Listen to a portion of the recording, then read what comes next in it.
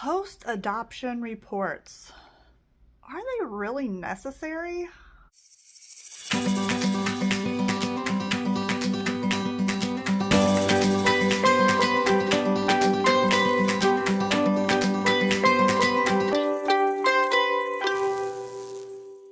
Today I want to talk about those dreaded post-adoption reports. Yes, you did the whole home study, the psychological evaluation, all the things, and now you get home and you have to do more reports. It's like doing a home study all over again. The social worker has to come to your house several times. For us, it's 6 times over the next 3 years. It might only be 2 times over the next 2 years. It just kind of depends on the country you adopted from. But they are something that is required. So why do we need more reports? How important is it to complete the post-adoption reports? First of all, what is a post-adoption report? If you're just kind of watching this and you haven't adopted yet, you're not home yet, or you're just looking into the adoption process, you're like, oh, what is that? Okay. So a post-adoption report is very much like what happens with a home study. A social worker comes into your home, talks with you and your family, has several questions that they go through to evaluate the situation of the home, of the adoption of the child, of the family, now that the child is home and adopted. And then they write up the whole report. You will go through it and approve it. Sometimes you have to get it notarized and apostilled. They also, I know for Colombia, they want photographs, like a page. Well, I think I sent like 3 pages with photographs and little captions of things that have happened since we got home. And we had to pay for them ahead of time. Sometimes your agency will have you pay for them ahead of time. Sometimes you pay for them as you go. So you might be thinking, are the post-adoption reports really necessary? I mean, they take up a lot of time. Sometimes you've even got to get off work so you can be available when your social worker is ready. They cost more money, and your adoption is already complete. Your child is home. You have all the paperwork. Everything is complete. It's not like the country, the US, or the country you adopted your child from is going to come back and say, oh, well, you didn't complete a post-adoption report, so now we're going to have to take the child back. Like, that's not going to happen. So you might be saying, like, why do we even need to bother with it then?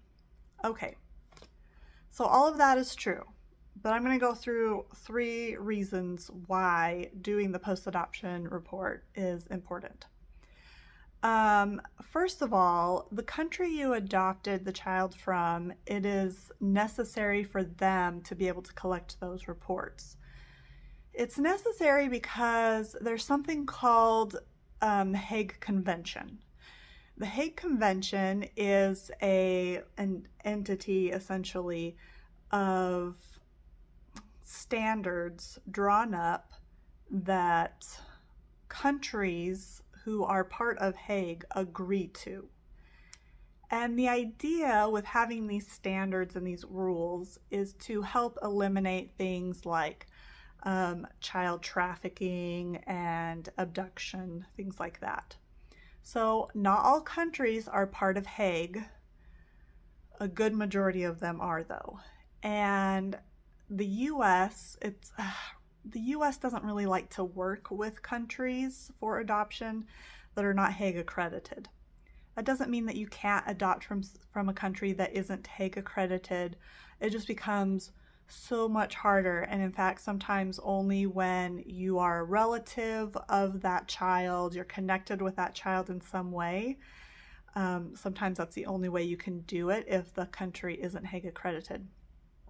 So it just becomes so much harder and so much more complicated than it already is. I mean, it already is so complicated.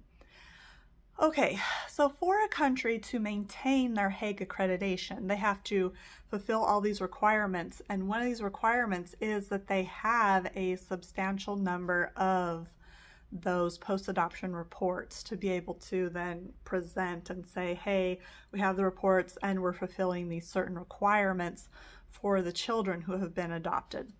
So if they're not getting their reports, that puts their accreditation in jeopardy. And if a country loses Hague accreditation, that means that the children from those countries, like their adoption numbers are going to go way down, because it's not just the United States that won't allow you to adopt from those countries anymore. It's lots of other countries that won't want to deal with countries that aren't Hague accredited. So it's important because you're helping the country, you're helping those future children who need to be adopted. Okay, reason number 2 that it's important to do those post-adoption reports, it's more of a courtesy to the adoption agencies, the different social workers and people in the country who have dealt with these children for years. You know, these the agencies and the people there, they get these reports and then they can see, oh, this is what's happening with that child that I've been working with for the past 5 or 6 years. Here's some of their pictures. It's one of those things that helps them know that the children that they're trying to help out are being cared for appropriately. I mean, if you were involved with children like that, you would want to know that they were being taken care of. Okay, reason number 3, and this one's kind of a stab right here a little bit, is integrity. So when you signed up to do an adoption, we also, most of us, signed papers saying that we would do the post-adoption reports. And so whether you prepaid for them or not, we signed the paper and said we would do it. So it is a matter of integrity, just saying that we will follow through with something that we said we would do. And again, you say, well, okay, is that really that important? Well, it is. I mean, just maintaining integrity, but also it's important because if you said that you would do something, just think of it from this perspective. If you're an adoption agency and you worked with a family who you went through the whole adoption with them, they said that they would do post-adoption reports and then they didn't. They completely flaked on them. Would you want to work with them again if they came back to you in a couple of years and said, hey, we'd like to do another adoption? Would you be like excited to work with them again?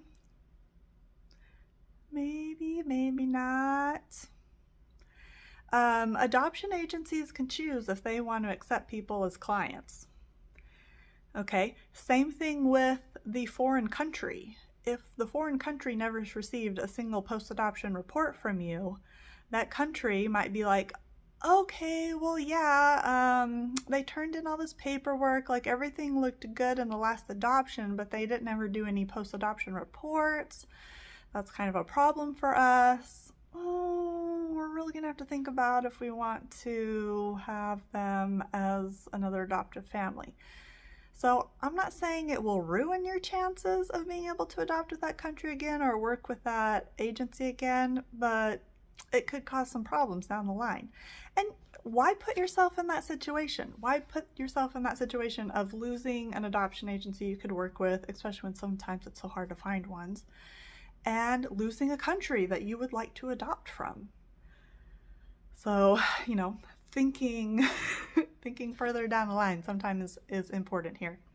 So that's my little plug for the post-adoption reports, which I don't like doing either. I don't want to pay for them. I don't want to take the time to do them, but I can see the need for them. And as we would like to adopt again, maybe 1 or 2 more times, and potentially from Colombia, it is a good idea for us to stay in good standing with the people that we would like to adopt from. So we have already actually had our first post-adoption visit from our agency. The social worker came and did all the questions and talked with us, and she already has the report made out, and we sent the photos and all of that. So that's number 1 down out of 6. We still have 5 more to go. Yay! So excited! Okay. Well, that's what I have for you today. Thank you all for joining me, and we'll see you next time. Take care. Bye.